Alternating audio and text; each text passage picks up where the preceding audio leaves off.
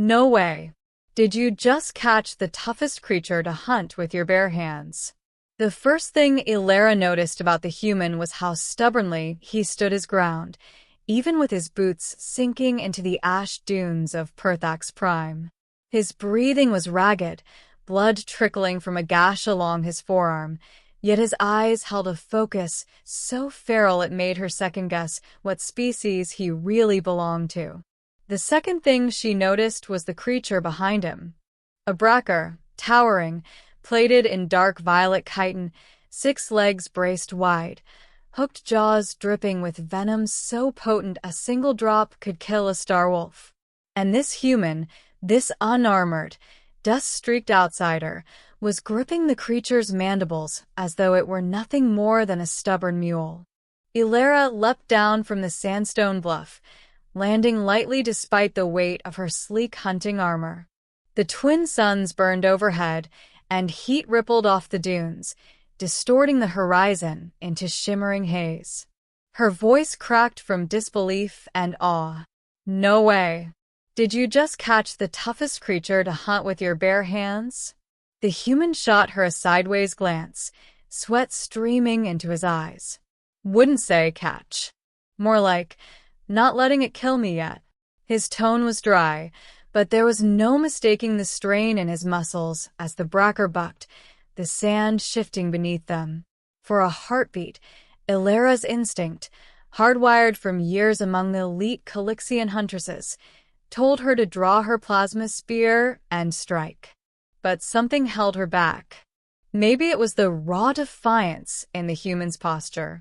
Maybe it was the tiniest flicker of something vulnerable under his grit. You'll break your arms, she warned, stepping closer, her shadow falling across the beast's armored back. Then help me before that happens, he snapped, voice cracking.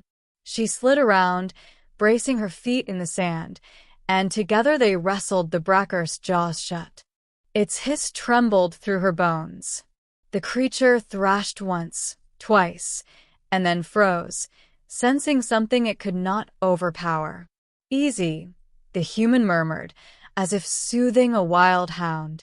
Slowly, impossibly, the bracker slackened, letting its legs fold under it until it lay on the sand, breathing in ragged, wet gasps. Aelara let out the breath she'd been holding so long her chest hurt. "What in the voids are you?" she whispered. He leaned back, wiping grit from his forehead, and flashed a crooked grin that made something in her chest tighten. "Name's Cole. And I'm just a stubborn idiot, according to my captain." They dragged the sedated bracker to the shade of a broken obelisk, ancient and half-buried in drifting ash. Cole tied it down with synthrope from his pack. Aelara crouched, studying him. Close up, she saw the tremor in his hands, the sheen of pain behind his bravado. Yet there was no sign of regret in his gaze, only determination and a spark of pride. "You shouldn't have survived," she said. "Even veteran huntresses don't face a bracker without weapons. What were you thinking?" He gave a soft, self-deprecating laugh. "Wasn't really thinking. Saw it corner a sandfox. Couldn't let it kill the poor thing." She blinked. "You risked your life for a sandfox." Cole shrugged. "Just seemed like the right thing to do." Aelara found her mouth parting, then closing again. Among her people, mercy was weakness. Compassion got you killed. Yet here he was alive, and the bracker subdued by sheer will and raw instinct. "Void take me," she whispered. "You humans are reckless." "Guilty as charged," he said, but there was warmth in his grin. The bracker stirred. Cole stepped forward, calm but firm. "Stay." The bracker hissed low, but it obeyed. "You've tamed it," she murmured. "I don't know about tamed," he corrected. "It just knows I'm not giving up." Aelara rose, brushing ash from her knee.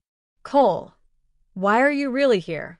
No human has set foot on Pirthax Prime in cycles." His gaze shifted to the horizon, where rusted wrecks of ancient ships littered the dunes. My cruise ship was forced down. Storm damage.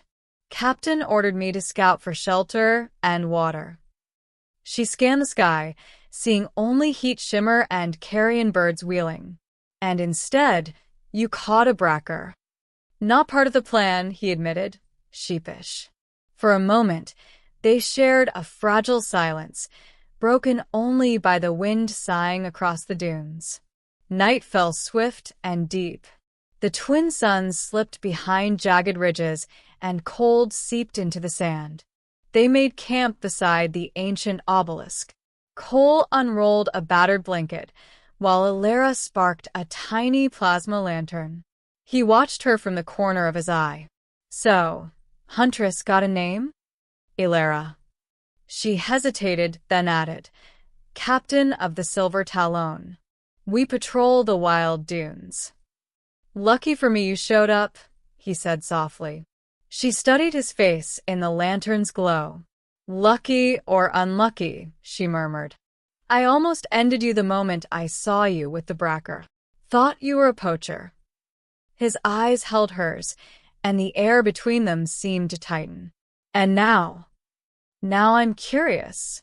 Her voice dropped, nearly lost to the whispering wind. His breath caught. For a heartbeat, the distance between them felt unbearably thin. Then the braca stirred, breaking the moment. They took turns on watch. During her shift, Aelara sat beside the bracker, its breath rattling quietly. Cole's words lingered in her mind. It just knows I'm not giving up. Was that all it took? The sheer human refusal to yield? She remembered her own initiation hunt.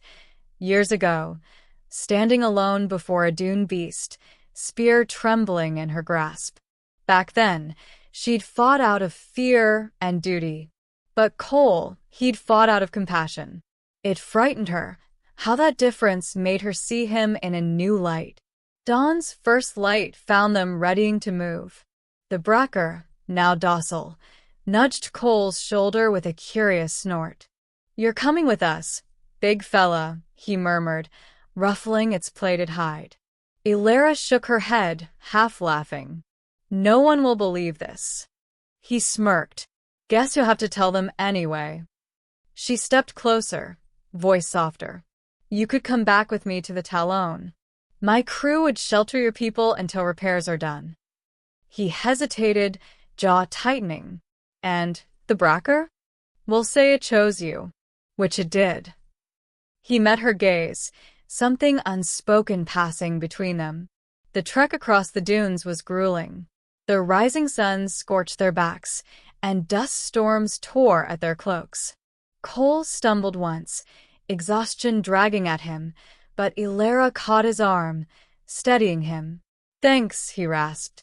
Don't make me regret it, she teased, though her voice held an edge of worry. They pressed on side by side. When the Silver Talon finally rose into view, sleek and predatory against the sky, Cole let out a low whistle. Beautiful ship, he murmured. She is, Aelara agreed, but her gaze lingered on him instead.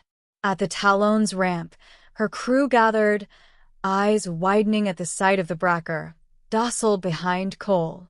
Murmurs spread like wildfire. No way, breathed one scout. Did he catch it? With his bare hands, Aelara confirmed, pride and disbelief mingling in her chest. Their medic hurried forward, urging Cole to sit. As his wound was cleaned, he winced, and Aelara found herself resting a hand lightly on his shoulder. You really didn't have to help that sand fox, she murmured. I know, he whispered back. But I'm glad I did. Led me to you, didn't it? She swallowed, heart pounding harder than it should. Maybe it did.